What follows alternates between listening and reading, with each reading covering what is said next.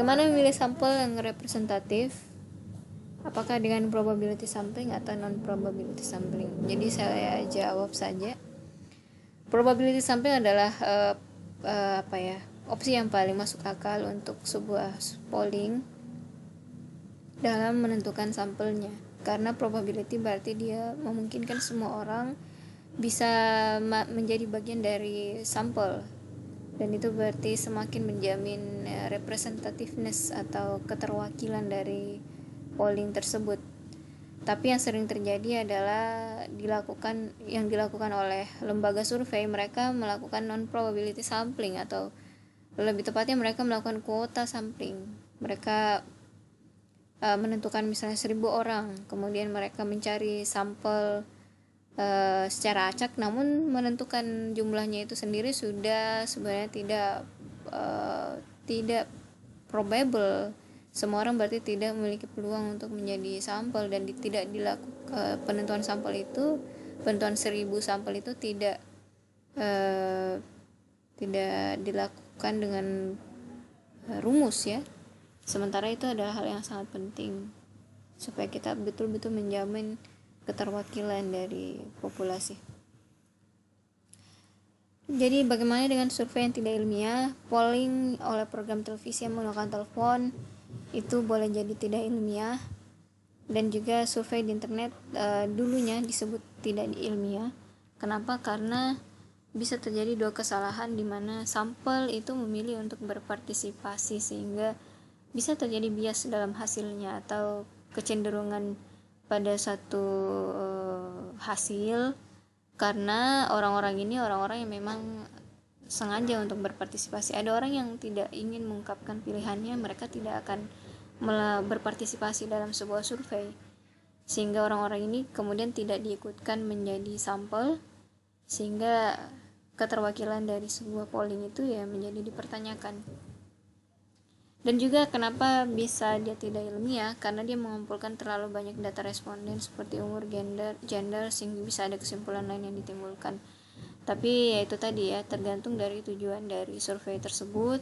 Apakah survei tersebut memang mau mengetahui kecenderungan milenial atau kecenderungan misalnya pengusaha, pegawai, tentang minat kecenderungannya terhadap tokoh tertentu ya. Jadi saya pernah bahas ini, bagaimana kita mengetahui pendapat sekota Makassar yang penduduknya sekitar 1 juta orang ya, dengan hanya menanyai 1.000-2.000 orang. Ya bisa kalau kita betul-betul melakukan sampling itu secara random. Karena kalau kita melakukan secara random, entah itu stratified atau metode-metode random sampling yang lainnya, maka itu sama saja dengan mencicipi 1 sendok sup dengan 1 panci sup. 2.000 orang sudah cukup mewakili satu kota Makassar.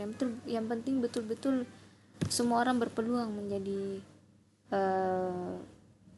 responden. Nah, apa yang dimaksud dengan resiko sampling error? Misalnya di sebuah polling random terdapat 1.000 orang dengan 100% respon, maka misalnya akurasi yang ditetapkan adalah 3%.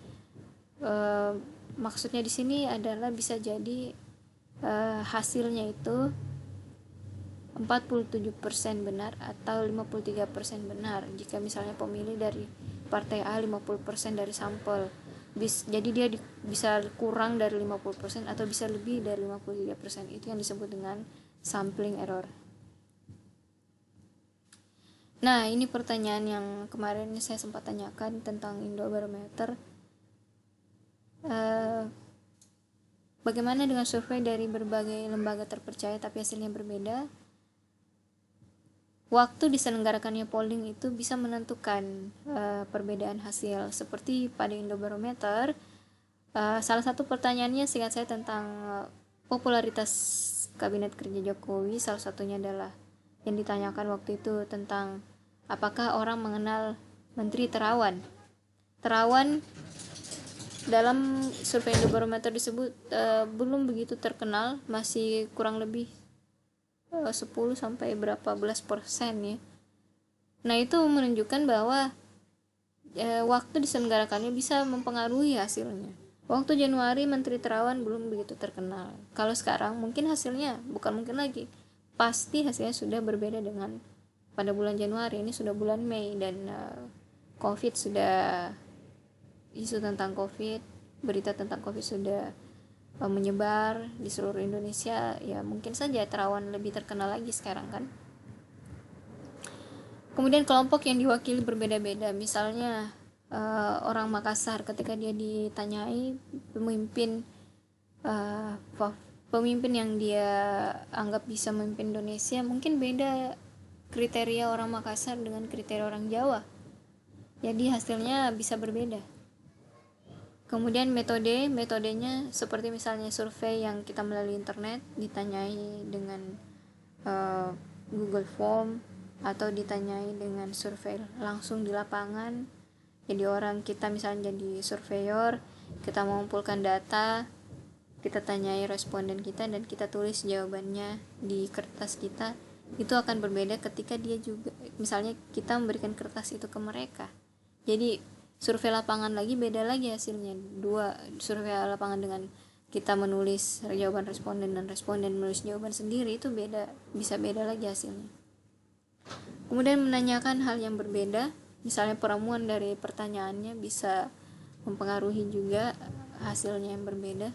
Kemudian susunan pertanyaan yang berbeda juga bisa mempengaruhi jawaban yang berbeda. Nah, bagaimana peramuan pertanyaan itu bisa mempengaruhi jawaban? Contoh, ini misalnya ada pertanyaan tentang keamanan. Kalau kita misalnya menggiring jawaban responden seperti ini, silakan kalian baca. Misalnya ada sedikit polisi, jawab pertanyaan ini, sepertinya ada sedikit polisi di jalan dan banyak kriminalitas.